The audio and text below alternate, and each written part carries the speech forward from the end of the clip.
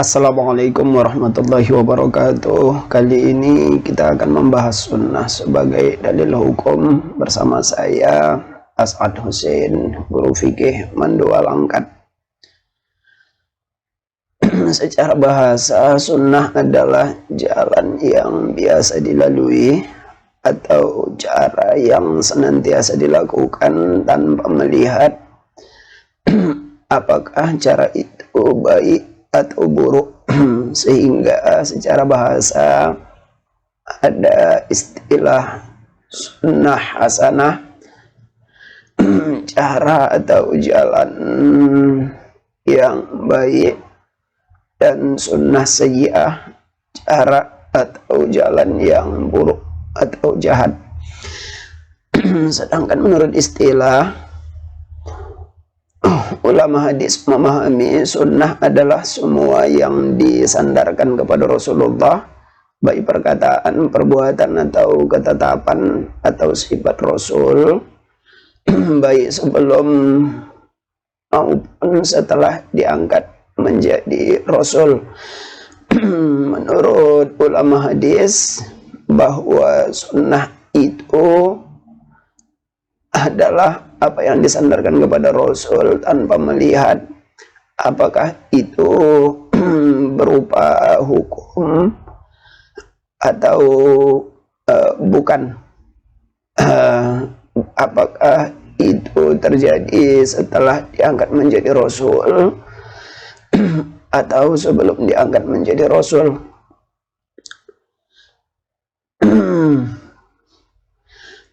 Menurut ulama usul fikih, sunnah adalah semua yang disandarkan kepada Rasulullah atau dialamatkan kepada Rasul, baik perkataan, perbuatan, atau ketetapan Rasulullah yang ada kaitannya dengan hukum. Ulama usul fikih membatasi pengertian sunnah yang jadi dalil hukum adalah segala sesuatu yang ada kaitannya dengan hukum saja, seperti sifat-sifat Rasul tidak dianggap sebagai sunnah, termasuk juga umpama hal-hal lain yang itu dianggap sifat-sifat Rasul sebagai manusia biasa. Menurut ulama fikih, sunnah adalah perbuatan yang bila dikerjakan diberi pahala, jika ditinggalkan tidak diberi sanksi atau dosa. Menurut ulama fikih, bahwa sunnah itu adalah sesuatu yang apabila dikerjakan atau ditinggalkan ada akibat atau efek yang dimunculkannya, baik berupa pahala maupun pemberian sanksi atau dosa. Macam-macam sunnah ada yang dasarnya adalah perkataan atau ucapan Rasulullah yang disebut sunnah qauliyah, yang berkaitan dengan hukum seperti bacaan sholat, talbiyah, zikir, dan lain-lain.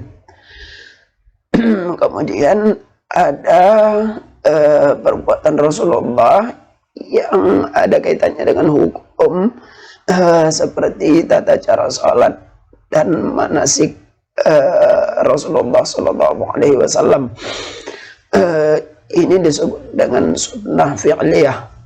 Kemudian yang ketiga, sunnah takririyah, yaitu perbuatan sahabat yang diketahui atau disampaikan kepada Rasulullah dan Rasul mendiamkannya. Dan hal ini bukan perbuatan Rasul tetapi perbuatan orang lain, dalam hal ini sahabat, yang dilihat oleh Rasul atau diinformasikan kepada Rasulullah dan Rasul mendiamkannya. Selanjutnya perbuatan Rasul sebagai dalil di antara sunnah yang jadi hukum yang mendapat perhatian di antara para ulama yang berkaitan dengan perbuatan Rasul. Pertama, ada yang perbuatan Rasul itu sebagai manusia biasa pada umumnya, atau yang biasa disebut dengan gorizoh, seperti cara pengobatan Rasul, teknik atau strategi perang yang ditetapkan oleh Rasul, cara makan Rasul, cara berjalan, kesukaan Rasulullah Sallallahu Alaihi Wasallam. Hal-hal yang seperti ini tidak menjadi dalil yang wajib diikuti. Artinya, kalaupun tidak kita melakukannya, maka tidak diberi sanksi dosa, tetapi sangat bagus dilaksanakan karena mengikut sunnah Rasul Sallallahu Alaihi Wasallam. Kemudian yang kedua, khususiyah, yaitu perbuatan Rasul yang khusus untuk Rasulullah Sallallahu Alaihi Wasallam, seperti menikahi wanita lebih dari 4 sekaligus. Maka itu tidak menjadi hukum yang berlaku bagi umatnya, karena itu khusus bagi Rasulullah Sallallahu Alaihi Wasallam. Sehingga kalau diikut malah kita melanggar ketentuan. Selanjutnya, perbuatan Rasul yang ada kaitannya dengan hukum atau disebut dengan perbuatan Rasul dalam masalah hukum.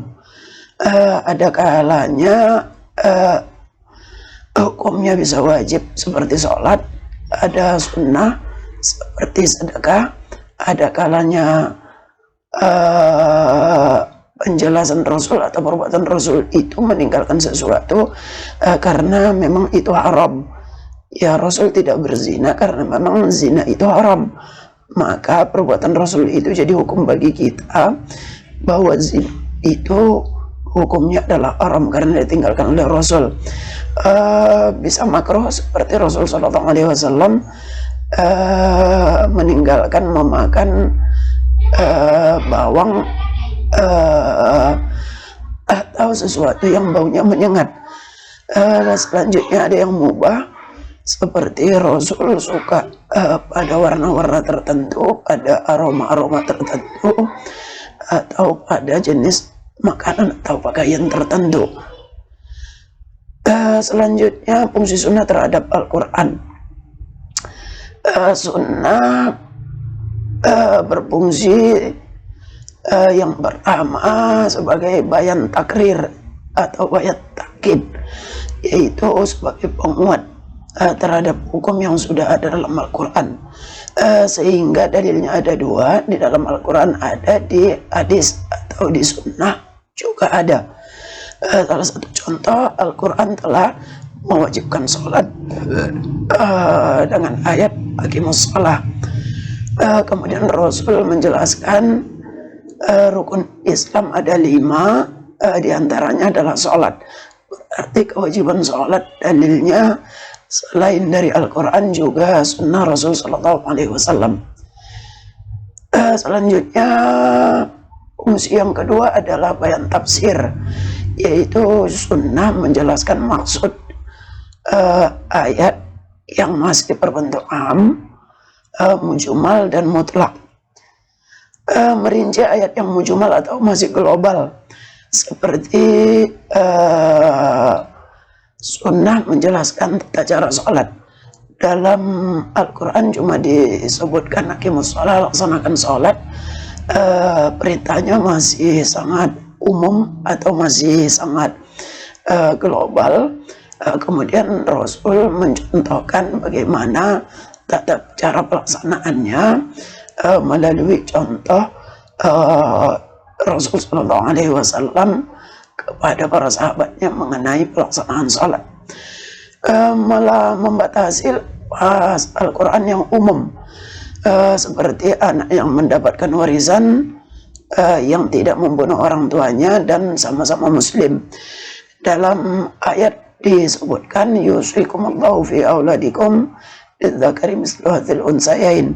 Allah telah menetapkan ketentuan atau telah mewajibkan bahwa bagian anak-anakmu mengenai warisan yang laki-laki dapat 2 bagian perempuan. Ayat ini tidak memberikan penjelasan atau tidak melakukan pembatasan mengenai anak yang secara umum, bahwa semua anak secara makna lahirnya mendapatkan warisan. Tetapi hadis Rasul Sallallahu Alaihi Wasallam menjelaskan bahwa anak yang berbeda akidah dengan orang tuanya tidak mendapatkan warisan. La yarisul muslimul kafira walal kafirul muslima. Orang muslim tidak bisa mewarisi harta orang kafir, dan orang kafir tidak bisa mewarisi harta orang muslim. Juga laisa lil qatili syai', laisa lil qatili minal maqtuli syai'. Orang yang membunuh tidak mendapatkan sedikit pun warisan dari harta orang yang dibunuhnya. Selanjutnya memberi batasan terhadap ayat yang bersifat mutlak, seperti batasan tangan dalam potong tangan. Dalam Al-Quran disebut as-sariqu was-sariqatu faqatu aydiyahuma. Orang laki-laki yang mencuri dan wanita yang mencuri, maka potong tangan keduanya. Batasan tangan masih sangat umum, bisa hanya sampai pergelangan tangan, bisa sampai pada siku, dan bisa sampai bahu. Kemudian hadis menyebutkan atau menjelaskan bahwa batasan tangan yang dipotong pada kasus pencurian adalah sampai pergelangan tangan. Bayan tasyrik, fungsi sunnah yang berikutnya terhadap Al-Quran adalah bayan tasyrik, yaitu sunnah menetapkan hukum yang tidak ditetapkan Al-Quran. Seperti sunnah menetapkan larangan menikahi seorang wanita bersama saudara ayah atau ibunya sekaligus, tantenya atau bibinya atau uaknya sekaligus. Yang ada di dalam Al-Quran adalah larangan untuk menikahi 2 orang bersaudara sekaligus. Tidak menjelaskan larangan menikahi wanita dengan saudara ayahnya atau ibunya sekaligus. Tetapi hadis atau sunnah menjelaskan hal tersebut. Maka fungsi dari sunnah dalam hal ini sebagai bayan tasyrik, penunjukan terhadap hukum dari segi periwayatan atau dari segi urut. Kalau sunnahnya diriwayatkan oleh orang yang banyak dan tidak mungkin mereka sepakat berbohong, atau yang disebut dengan sunnah mutawatir, maka sunnah tersebut wajib diamalkan. Dan orang yang mengingkari sunnah ini bisa sampai jatuh pada kafir. Selanjutnya, sunnah yang periwayatannya di tingkat sahabat diriwayatkan hanya oleh beberapa orang saja, tetapi pada masa berikutnya, pada masa tabi'in, tabi'in dan seterusnya diriwayatkan oleh orang yang banyak, atau yang biasa disebut dengan sunnah masyhur. Maka ini nanti bisa menjadi dalil untuk kasus-kasus tertentu, seperti menjadi bayan tafsir terhadap ayat atau hadis yang masih umum, masih global, atau masih mutlak. Kemudian hadis atau sunnah yang di tingkat sahabat diriwayatkan beberapa orang sahabat, dan pada masa berikutnya juga hanya diriwayatkan oleh beberapa orang sahabat, atau yang biasa disebut dengan sunnah ahad, bisa dipakai untuk hal-hal yang sifatnya keutamaan dari penunjukan terhadap hukum. Kalau hadisnya sahih dan hadis tersebut dia menunjukkan hukum pasti, maka hadis tersebut wajib diamalkan. Ini yang disebut dengan dalalah atau sunnah yang penunjukannya terhadap hukum pasti, sehingga orang yang tidak mengamalkannya atau mengingkari keberadaannya bisa dianggap fasik atau bahkan bisa dianggap kafir atau murtad. Kemudian untuk sunnah yang masyhur dan ahad yang sifatnya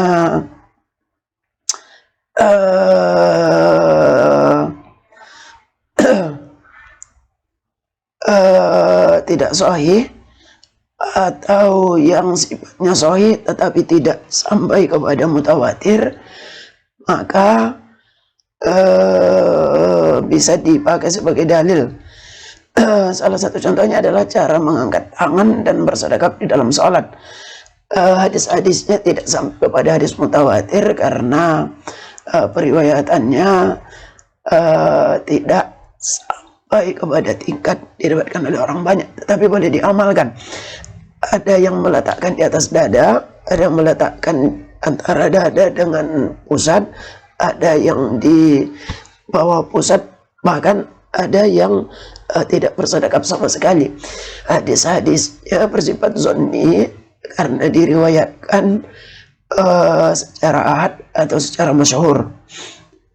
Kehujahan sunnah, bagaimana kekuatan sunnah sebagai dalil? Ulama sepakat menjadikan sunnah sebagai dalil kedua setelah Al-Quran. Untuk sunnah mutawatir, ulama sepakat menjadikannya sebagai dalil yang qat'i pasti, dan yang mengingkari bisa kafir. Kemudian untuk sunnah masyhur dan sunnah ahad, ulama menjadikannya sebagai dalil zanni, bisa jadi hukum dan bisa merinci atau membatasi lafaz Al-Quran yang bersifat umum dan global. Mengenai hadis ahad dan masyhur sebagai dalil, baik untuk merinci atau mengurangi keumuman atau menafsir ayat Al-Quran atau hadis-hadis lain yang sifatnya masih bersifat umum dan global, terjadi perbedaan pendapat di kalangan ulama. Menurut ulama Hanafiyyah, hadis ahad dan hadis masyhur bisa jadi dalil dengan beberapa syarat. Yang pertama, perawi hadis tersebut memang mengamalkan hadis yang diriwayatkannya. Kemudian hadis tersebut tidak menyangkut kepada kepentingan umum. Kalau hadisnya menyangkut dengan kepentingan umum, sehingga kalau tidak diamalkan atau masalahnya kalau tidak dilaksanakan atau ditinggalkan maka akan menjadi berdosa, maka hadisnya tidak bisa hadis masyhur dan hadis ahad. Wajib hadisnya hadis mutawatir. Kemudian bukan ahli fikih, artinya perawi hadis tersebut bukan ahli fikih karena menurut Hanafiyyah kadang-kadang apa yang diriwayatkan oleh perawi tersebut bisa saja itu adalah pendapat pribadinya, bukan hadis. Kemudian isinya tidak bertentangan dengan qiyas dan tujuan syariat. Dipastikan bahwa hadis masyhur dan hadis ahad tersebut tidak menyalahi qiyas atau tujuan syariat, sehingga kalau bertentangan maka hadis ahad dan hadis masyhur tidak bisa jadi dalil. Yang berikutnya, menurut ulama Malikiyah, hadis ahad dan masyhur bisa jadi dalil dengan syarat tidak bertentangan dengan apa yang sudah biasa diamalkan atau dilaksanakan oleh orang Madinah dalam masalah hukum.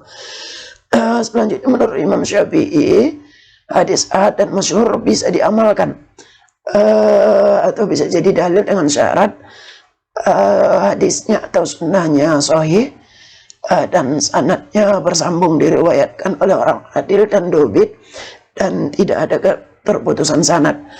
Menurut ulama Hanabilah atau Ahmad ibn Hanbal dan para pengikutnya, hadis masyhur dan hadis ahad bisa jadi dalil sekalipun hadis mursal, yaitu hadis yang perawinya terputus pada tingkat sahabat. Hadis tersebut diriwayatkan dari Rasul kemudian ke tabi'in, tidak disebutkan nama sahabatnya. Boleh jadi dalil menurut ulama Hanabilah atau mazhab Hambali. Sekian dan terima kasih. Semoga bermanfaat. Assalamualaikum warahmatullahi wabarakatuh.